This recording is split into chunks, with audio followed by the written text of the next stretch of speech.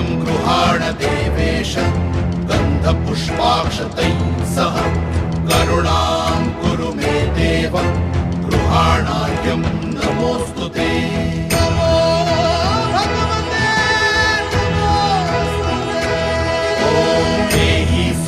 सहस्रांशो तेजो राशे जगत्पते अनुकंपय मां भक्त्या गृहाणार्घ्यं नमोऽस्तु ते।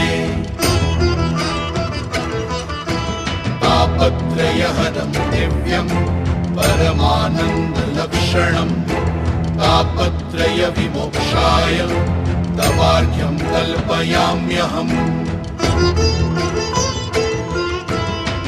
नमो भगवते तुभ्यं नमस्ते जातवेदसे दत्तमर्घ्यं मया भानो त्वं गृहाण नमोऽस्तु।